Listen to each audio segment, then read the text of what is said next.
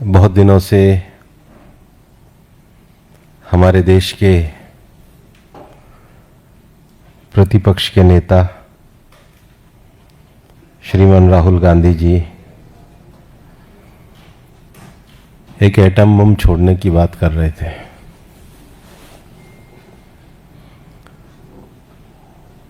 मेरे को कल किसी मित्र ने कहा कि ये तो जिस पेड़ पर बैठे थे उसी को कुल्हाड़ी से काटने का काम कर रहे थे। और सच कहूं तो कांग्रेस के युवराज प्रदेश के प्रतिपक्ष के नेता की भाषा का जो अहंकार था वो हमारे काम करने वाले चुनाव आयोग के जो कर्मचारी हैं उनके लिए था। Rahul Gandhi has said, and I quote, "When we come to power, there will be consequences for election commission officers, big and small." क्या देश की संवैधानिक संस्थाओं के कर्मचारियों के लिए ऐसी भाषा प्रतिपक्ष के नेता को शोभा देती है? इस देश में सेना के गौरव पर कोई अटैक करते हैं तो राहुल गांधी करते हैं, और सर्वोच्च न्यायालय की टिप्पणी सबके सामने है। दूसरा, सुप्रीम कोर्ट की टिप्पणी पे कांग्रेस के नेता सुप्रीम कोर्ट को ऊंचा नीचा बोलने में नहीं चूकते। इस देश में, इस देश की आर्मी, इलेक्शन कमीशन, पार्लियामेंट, ये सब ऐसी संस्थाएं हैं जो स्वायत्त और स्वाधीन होकर के काम करती हैं, और हम सब इसके द्वारा पूरे तरीके से नियंत्रित हैं। और इसलिए कोई इंडिपेंडेंट बॉडी किसी भी पॉलिटिकल प्रोसेस को फॉलो करती है तो उस प्रोसेस को सभी लोगों को मानना चाहिए, क्योंकि चुनाव आयोग, न्यायपालिका, इनको हमने संवैधानिक दर्जा देश के संविधान में दिया, और संविधान का पालन करने वाले का कर्तव्य है कि वो संवैधानिक संस्थाओं को अहंकार वाली और धमकाने वाली भाषा का प्रयोग ना करे। बात डाटा की चलती है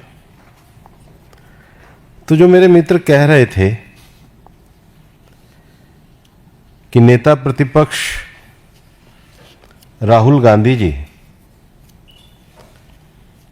कितना बड़ा झूठ तैयारी करके बोल सकते हैं, बिना तैयारी तो कर ही नहीं होगी, इतना बड़ा प्रेजेंटेशन दिया था। आपको सुनकर के उनका बुनियादी वाक्य था, महाराष्ट्र में 1 करोड़ वोट बढ़े। मेन बुनियाद तो यही है उनके भाषण की।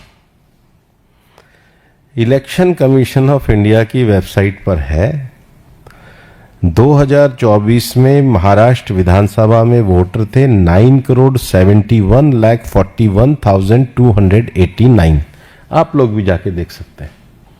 Again I will repeat, 9,71,41,289। Lok Sabha में ये हुए 9 करोड़, लोकसभा में थे 9,30,61,760। तो लोकसभा और विधानसभा के बीच में 40 लाख वोट बढ़े। राहुल गांधी 1 करोड़ बता रहे हैं, तो 60% का मार्जिन हो गया। तो क्या आगे से वो कुछ भी चीज बोले तो उसको 60% माइनस करके समझा जाए? क्योंकि 60% का मार्जिन का झूठ तो वो अपने पहले सेंटेंस में बोल रहे हैं। दूसरा, मैं मीडिया के मित्रों को कहना चाहता हूं कि वो इतना महाराष्ट्र विषय कर रहे हैं वो अधिकतर सीटें वहां जीते हैं जहां पर वोट बड़े हैं। उदाहरण के लिए मैं आपको कुछ सीट बताता हूं और आप भी अपने नोट कर लीजिए, और उनके अगर सहयोगी देख रहे हो तो वो भी नोट कर लें, क्योंकि जवाब तो देना पड़ेगा डेटा पे। और मैं फैक्चुअल बात कर रहा हूं, मैं कोई उनकी तरह कोई लाग लपेट की बात नहीं कर रहा। असेंबली सीट नंबर 149 मुमरा कालवा,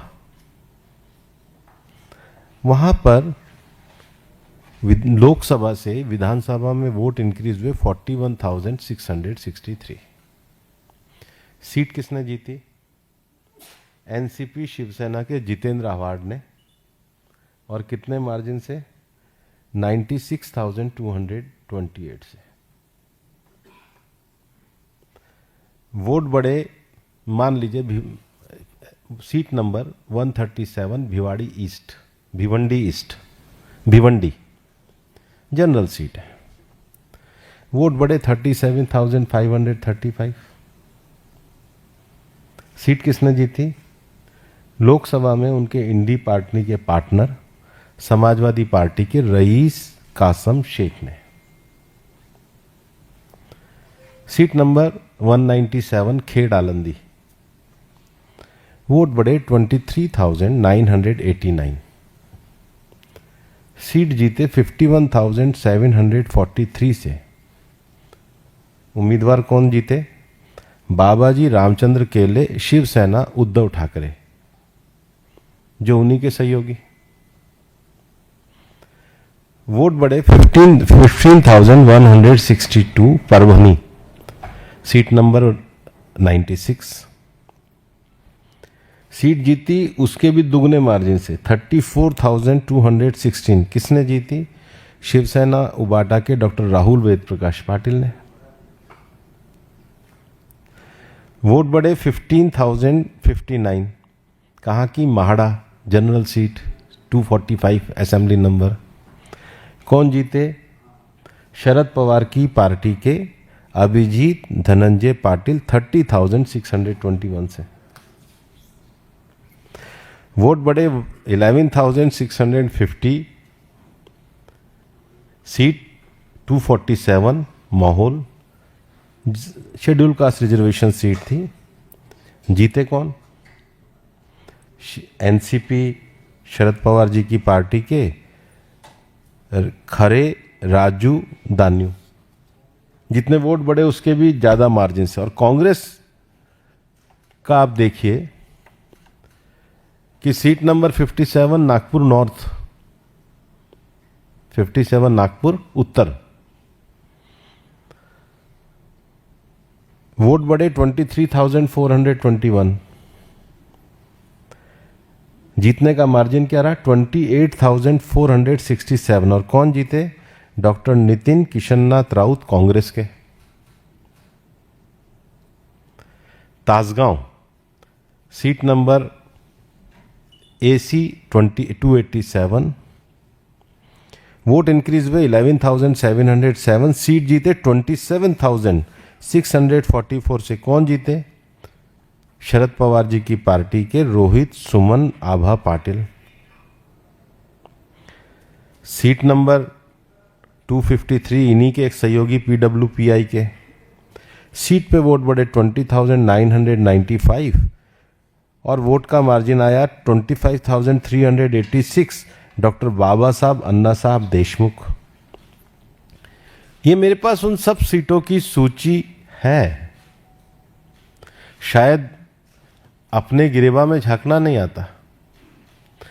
अगर इलेक्शन कमीशन का प्रोसेस जो है उसमें वोट का एडिशन होना डिलीशन होना वो उनकी इंडिपेंडेंट एक्सरसाइज है, लेकिन जीत के मार्जिन में बढ़े हुए वोटों पे कांग्रेस का नागपुर वेस्ट वोट बढ़े 23,000। विकास पांडुरंग ठाकरे वो जीते 5,824 से। तो ये जो राहुल गांधी की जो थ्योरी है ये अपने आप में ही रिजल्ट से खत्म हो जाती है। पहली बात तो थ्योरी की बुनियाद ही गलत है, क्योंकि डेटा ही गलत है, स्टार्टिंग डेटा ही गलत है, स्टार्टिंग भी गलत है और अंत तो विनाश पे ही है, झूठ पे ही है।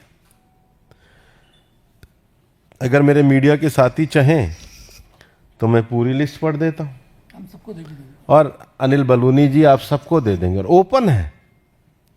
लेकिन ये देखना चाहिए कि एक प्रतिपक्ष की पार्टी चुनाव हारने के बाद किस तरह लगातार तथ्यों के आधार पर झूठ का काम कर रही है। और सबसे, ये तो उनकी अपनी चॉइस है, लेकिन अगर उनको आपत्ति है तो कोई फॉर्मल एविडेंस किसी ओथ पे उन्होंने दी हो। इलेक्शन कमीशन में ऐसा नहीं है। उन्होंने एक बार एफिडेविट फाइल करा था सुप्रीम कोर्ट में, बाद में माफी मांग करके आए थे, एफिडेविट में माफी मांग के आए थे। तो अगर है तो ये उनका और इलेक्शन कमीशन के बीच का काम है। लेकिन देश में झूठ से काम नहीं चलना चाहिए। दूसरा, मैं ये जो मॉडस ऑपरेंडी है कि बोलो और भाग जाओ, संसद में मत चलने दो, संसद में चर्चा मत करो, संसद में चर्चा करने से अच्छा है कि संसद को ही ना चलने दो, तो ये तो तरीका ठीक नहीं है। मैं आपको ये कहना चाहता हूं कि ये जितने भी टर्नआउट और जितने भी फेक न्यूज़ क्रिएट कर रहे हैं, बल्कि देश में जो इलेक्शन कमीशन के डाटा हैं, 5 बजे की एंट्री है, हम तो कहते हैं उसका भी ईमानदारी से, ईमानदारी राजनीति में बहुत बड़ी चीज होती है। ईमानदारी किसी भी राजनीतिक दल और राजनीतिक व्यक्ति की जीवन की सबसे बड़ी साख होती है। अगर आपकी बात में ही 60% का झूठ डेटा पे मिक्स हो, तो मतलब आपकी क्रेडिबिलिटी बोलने के साथ 60% कम मान के लिखी जाएगी। और इसलिए जो फेक नैरेटिव बनाने की बात करी है, वो फेक नैरेटिव अपने आप में उन्हीं के तथ्यों से पूरी तरीके से ध्वस्त हुआ है। और हमारा ये कहना रहेगा कि हमारे जो संवैधानिक संस्थान हैं, उन संवैधानिक संस्थानों को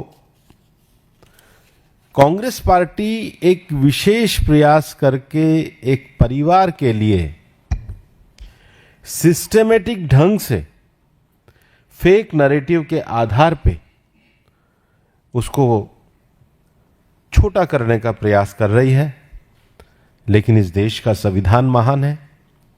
बाबा साहब अंबेडकर की जो दूरदृष्टि है, जिसके कारण हम भारत के संविधान के अंतर्गत, एक व्यवस्था के अंतर्गत हम कार्य करते हैं, उस संविधान की सर्वोच्चता को हम स्वीकार करते हैं।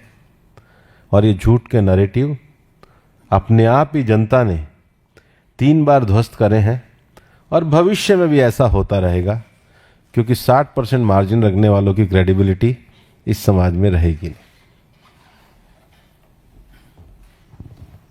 आप लोगों को प्रश्न हो तो विनीत। सर, आप राजस्थान से आते हैं। राजस्थान के पूर्व मुख्यमंत्री अशोक गहलोत, उनका साफ तौर पे कहना है कि आज भारत छोड़ो दिवस है, और ऐसे में संवैधानिक संस्थानों पर जिस तरह से दबाव जो है वो बनाया जा रहा है। राहुल गांधी ने अगर कोई संदेश अगर प्रकट किया है तो चुनाव आयोग को संदेश दूर करना चाहिए, न कि स्पष्टीकरण मांगना चाहिए, पत्र देना चाहिए। संदेह दिया या धमकी दी है? We come to power, there will be consequence for election commission officers begin. इसको संदेह कहते हैं या धमकी कहते हैं? देखिए, अशोक गहलोत जी की तो एक राज परिवार के प्रति बोलने की एक निष्ठा वाली शैली है, लेकिन अशोक गहलोत जी जैसे समझदार नेताओं को, जो इतने बुजुर्ग हो गए हैं, उनको तो समझाना चाहिए, उनको ट्यूशन देनी चाहिए कि इस तरह की भाषा का प्रयोग नहीं होता। और कहीं भी जाने की एक प्रक्रिया है भी, उस प्रक्रिया का तो सभी लोगों को पालन करना पड़ता है, और इसलिए कोई भी प्रक्रिया से ऊपर नहीं है। और आप प्रक्रिया मानो ना मानो ये आपके ऊपर है, लेकिन ये देश तो संविधान और प्रक्रिया से चलते हैं। इस प्रक्रिया से अबव कोई परिवार और कोई व्यक्ति नहीं हो सकता है। तो आप चेक करो, आप पूछ लो फिर शैलेंद्र पूछ लो। पहले आप पूछ लो। सर, राहुल गांधी की तरफ से 11,000 वोटर थे, जिन्होंने 3 से ज़्यादा जगह वोट किया, तो ये जो वोटर का डुप्लीकेशन उसको सवाल उठा रहे थे। लेकिन दूसरी तरफ बिहार में आगे चल रहा है, वही वोटर का डुप्लीकेशन निकाले में एसआईआर, तो क्या ये बात साबित नहीं है कि राहुल गांधी एसआईआर की डिमांड कर रहे हैं पकड़ो रूप से? नहीं, विषय ऐसा है कि अगर डुप्लीकेशन है तो उसका इन्वेस्टिगेशन कौन करेगा? चुनाव आयोग करेगा। तो चुनाव आयोग की प्रक्रिया में सबको शामिल होना चाहिए। वो ये तो बताएं जहाँ पर 30,000, 40,000, 35,000 वोट बढ़ रहे हैं, वहाँ उनका गठबंधन केस क्यों जीत रहा है? फेयरनेस के कारण ही तो जीत रहा है। उनका मेन एलिगेशन ही यही है और रिजल्ट भी यही बता रहा है कि सभी लोग जीतते हैं। भाजपा भी जीतती है, कांग्रेस भी जीतती है, लेकिन जहाँ पर बढ़ गए वहाँ पे हम जीत गए। उनका आरोप तो यही, इसी फैक्ट तो ये नहीं कह रहे। फैक्ट तो ये कह रहे हैं, मैंने आपके सामने सीटें पढ़ी हैं और बाकी भी मैं पूरे 50 सीटों का एनालिसिस एक अनिल बलूनी जी के पास रखूंगा। कोई भी पत्रकार आकर देख ले और वो भी आकर देखना चाहे तो अनिल जी उनको भी दिखा देना। जवाब तो सबको देना चाहिए। ये तो फैक्ट ही बता रहे हैं कि वो कितना गलत बोल रहे हैं। जो डेटा में इतना ज्यादा झूठ बोल सकते हैं, मतलब इतनी तैयारी करके भी सच नहीं बोल सकते, तो तैयारी ही सच की नहीं है। मतलब प्रिपरेशन भी झूठ की है और वो भी ऐसी जो पकड़ा जाए। शैलेंद्र जी। सर, जो विश्लेषण राहुल गांधी ने सामने रखा, खुद उनका दस्तखत नहीं है। चुनाव आयोग की तरफ से खबर आई है कि या तो वो दस्तखत करके ये बात सामने रखें, तो नहीं तो ये माना जाएगा कि उनके विश्लेषण पर खुद उनको ही भरोसा नहीं है, उनको फिर देश से माफी मांगनी। एक्चुअल में आपने बहुत विनम्र शब्द का प्रयोग किया है, विश्लेषण। विश्लेषण तो उन तथ्यों के आधार पर किया जाता है जो सच की बुनियाद पे हो। मुझे लगता है पत्रकार इसका कोई नया शब्द ढूंढे कि झूठ की बुनियाद पे रखे गए पकवान को क्या कहेंगे। सर, राहुल गांधी आज बेंगलुरु में है, वहाँ पर वो वोट अधिकार की रैली कर रहे हैं। उसमें कह रहे हैं कि संविधान हर नागरिक को वोट देने का अधिकार देता है, लेकिन अब देश में संवैधानिक संस्थाओं को खत्म किया जा रहा है, संविधान के साथ छेड़छाड़ किया जा रहा है। संविधान में गांधी, नेहरू और पटेल की आवाज है, वक्त बदलेगा तो सजा जरूर मिलेगी। ये तो सबसे बड़ी मर्यादाहीनता है कि संसद का सत्र में उनके लोग आज सुबह से ही हंगामा कर रहे हैं। सदन में महत्वपूर्ण बिल लग रहे हैं, महत्वपूर्ण कार्रवाई हो रही है और वो लगातार हंगामा किए जा रहे हैं। और 60% मार्जिन का पकड़ा हुआ, पीछे से तो क्या बोल रहे हो, तो 100% ही है। झूठ रख करके वो जा सकते हैं, तो हिट एंड रन का केस है। आप जी। कल बीजेपी का प्रेस कॉन्फ्रेंस केरला में उन्होंने ये आरोप लगाया कि 2 लाख डुप्लीकेट वोट केरला में उन्होंने किया है। इसके बारे में बिल्कुल डुप्लीकेट वोट हम ये मानते हैं कि जहाँ जहाँ डुप्लीकेट वोट है उसका इन्वेस्टिगेशन होना चाहिए और हम इस पर सजगता के साथ निश्चित रूप से कार्रवाई भी करेंगे और जो संवैधानिक संस्थाओं का आदेश है उसका पालन करेंगे। आप सर, राहुल गांधी जी ने कहा है कि डिजिटल डेटा उपलब्ध नहीं होता, इसीलिए हमको 6 महीने लगे इस चीज को निकालने में। चुनाव आयोग में एक प्रक्रिया है, हर पार्टी के बूथ लेवल एजेंट होते हैं, इलेक्शन कमीशन उनको पूरी तरीके से डेटा को सप्लाई करता है। इलेक्शन कमीशन में जब जाते हैं तो जो बीएलओ होते हैं वो बीएलए को, और इवन मतदाता सूची में जो हमारे उम्मीदवार होते हैं उनको भी मतदाता सूची उपलब्ध कराते हैं। फिर बूथ पर जो हमारे पोलिंग के एजेंट बैठते हैं वो उन सूची के आधार पर मतदान करवाते हैं और मतदान करवाने के बाद जब मतदान होता है तो बाद में फॉर्म 17C दिया जाता है जिसमें कितने मत डाले गए, कितने वैलिड रहे, कितने इनवैलिड रहे और हर चुनाव का प्रतिनिधि वहाँ पर उपस्थित है। ये प्रक्रिया बूथ स्तर पर उपलब्ध है। अब जो भी बात कह रहे हैं उसको 60% मार्जिन तो आप ही कम कर लिया करो आगे से। सर, उन्होंने एक चीज और कहा था कि फॉर्म 6 का भी उपयोग हो रहा है, 70 उसमें 60% कम कर लो। चलिए, बहुत बहुत धन्यवाद आपसे। Thank you.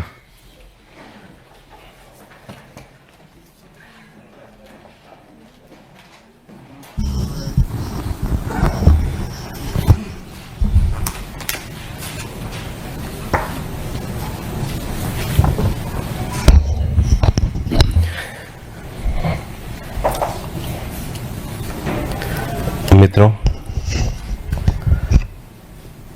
बहुत दिनों से हमारे देश के प्रतिपक्ष के नेता श्रीमान राहुल गांधी जी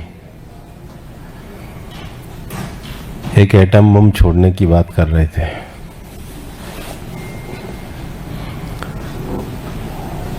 मेरे को कल किसी मित्र ने कहा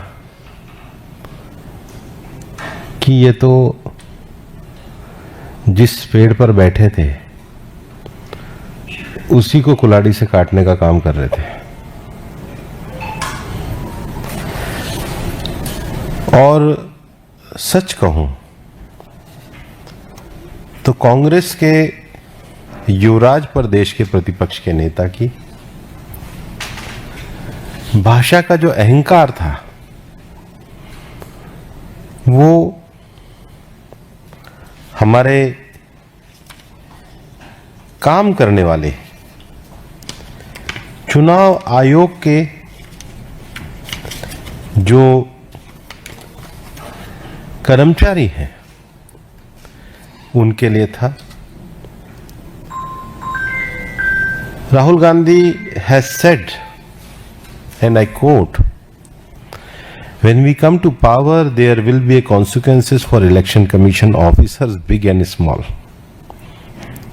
क्या देश की संवैधानिक संस्थाओं के कर्मचारियों के लिए ऐसी भाषा प्रतिपक्ष के नेता को शोभा देती है?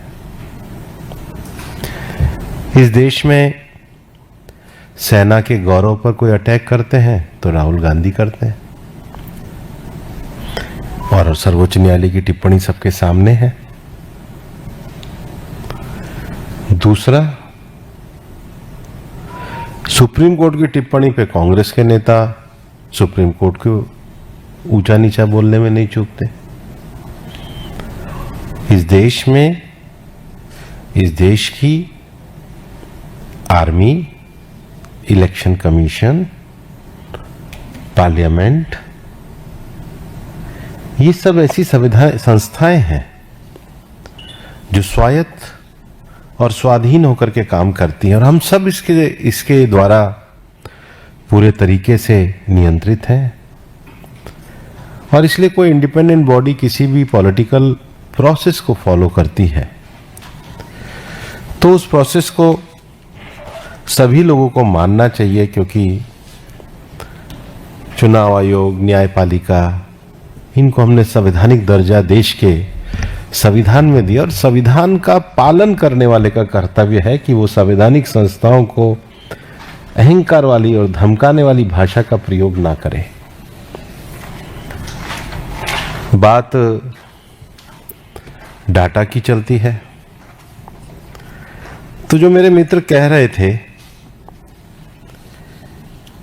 कि नेता प्रतिपक्ष राहुल गांधी जी कितना बड़ा झूठ तैयारी करके बोल सकते हैं, बिना तैयारी तो कर ही नहीं होगी, इतना बड़ा प्रेजेंटेशन दिया था। आपको सुनकर के उनका बुनियादी वाक्य था, महाराष्ट्र में 1 करोड़ वोट बढ़े। मेन बुनियाद तो यही है उनके भाषण की। इलेक्शन कमीशन ऑफ इंडिया की वेबसाइट पर है 2024 में महाराष्ट्र विधानसभा में वोटर थे 9,71,41,289। आप लोग भी जाके देख सकते हैं। Again I will repeat, 99,71,41,289। Lok Sabha में ये हुए 9 करोड़, लोकसभा में थे 9 करोड़, लोकसभा में थे 9,30,61,760। तो लोकसभा और विधानसभा के बीच में 40 लाख वोट बढ़े। राहुल गांधी 1 करोड़ बता रहे, तो 60% का मार्जिन हो गया। तो क्या आगे से वो कुछ भी चीज बोले तो उसको 60% माइनस करके समझा जाए? क्योंकि 60% का मार्जिन का झूठ तो वो अपने पहले सेंटेंस में बोल रहे हैं। दूसरा, मैं मीडिया के मित्रों को कहना चाहता हूं कि वो इतना महाराष्ट्र विषय कर रहे हैं, वो अधिकतर सीटें वहां जीते हैं जहां पर वोट बड़े हैं। उदाहरण के लिए मैं आपको कुछ सीट बताता हूं और आप भी अपने नोट कर लीजिए, और उनके अगर सहयोगी देख रहे हो तो वो भी नोट कर लें, क्योंकि जवाब तो देना पड़ेगा डेटा पे। और मैं फैक्चुअल बात कर रहा हूं, मैं कोई उनकी तरह कोई लाग लपेट की बात नहीं कर रहा। असेंबली सीट नंबर 149 मुमरा कालवा, वहां पर लोकसभा से विधानसभा में वोट इंक्रीज हुए 41,663। सीट किसने जीती? एनसीपी शिवसेना के जितेंद्र आव्हाड ने, और कितने मार्जिन से? 96,228 से। वोट बड़े, मान लीजिए seat number 137 Bhiwandi east Bhiwandi general seat है, वोट बड़े 37,535। सीट किसने जीती?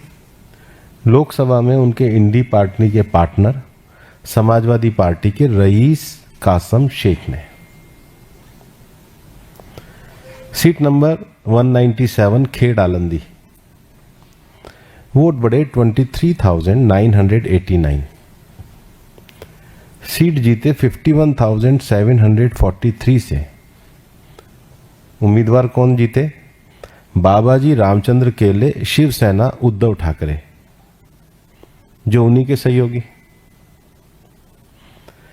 वोट बढ़े 15,162 परभनी, सीट नंबर 96। सीट जीती उसके भी दुगने मार्जिन से 34,216। किसने जीती? शिवसेना उबाटा के डॉक्टर राहुल वेद प्रकाश पाटिल ने। वोट बढ़े 15,059, कहाँ की? MHADA general seat 245 assembly number. कौन जीते? शरद पवार की पार्टी के अभिजीत धनंजय पाटिल 30,621 से। वोट बढ़े 11,650। सीट 247 माहौल शेड्यूल कास्ट रिजर्वेशन सीट थी। जीते कौन? एनसीपी शरद पवार जी की पार्टी के खरे राजू दान्यू। जितने वोट बढ़े उसके भी ज्यादा मार्जिन से। और कांग्रेस का आप देखिए कि seat number 57 Nagpur north, 57 Nagpur उत्तर, वोट बढ़े 23,421। जीतने का मार्जिन क्या रहा? 28,467। और कौन जीते? डॉक्टर नितिन किशननाथ राउत कांग्रेस के। Tasgaon seat number AC 287, vote increase हुए 11,707। सीट जीते 27,644 से। कौन जीते? शरद पवार जी की पार्टी के रोहित सुमन आभा पाटिल। सीट नंबर 253 इन्हीं के एक सहयोगी PWPI के।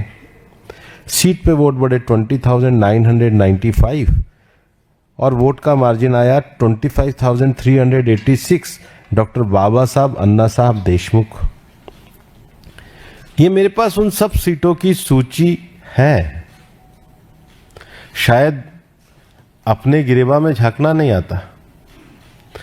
अगर इलेक्शन कमीशन का प्रोसेस जो है उसमें वोट का एडिशन होना डिलीशन होना वो उनकी इंडिपेंडेंट एक्सरसाइज है, लेकिन जीत के मार्जिन में बढ़े हुए वोटों पे कांग्रेस का नागपुर वेस्ट वोट बढ़े 23,000, विकास पांडुरंग ठाकरे वो जीते 5,824 से।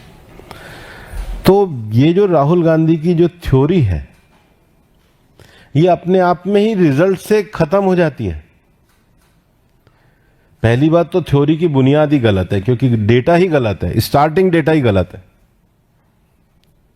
स्टार्टिंग भी गलत है और अंत तो विनाश पे ही है, झूठ पे ही है। अगर मेरे मीडिया के साथी चाहें तो मैं पूरी लिस्ट पढ़ देता हूं, हम सबको देके देंगे। और अनिल बलूनी जी आप सबको दे देंगे, और ओपन है। लेकिन ये देखना चाहिए कि एक प्रतिपक्ष की पार्टी चुनाव हारने के बाद किस तरह लगातार तथ्यों के आधार पर झूठ का काम कर रही है। और सबसे, ये तो उनकी अपनी चॉइस है, लेकिन अगर उनको आपत्ति है तो कोई फॉर्मल एविडेंस किसी ओथ पे उन्होंने दी हो। इलेक्शन कमीशन में ऐसा नहीं है। उन्होंने एक बार एफिडेविट फाइल करा था सुप्रीम कोर्ट में, बाद में माफी मांग करके आए थे, एफिडेविट में माफी मांग के आए थे। तो अगर है तो ये उनका और इलेक्शन कमीशन के बीच का काम है। लेकिन देश में झूठ से काम नहीं चलना चाहिए।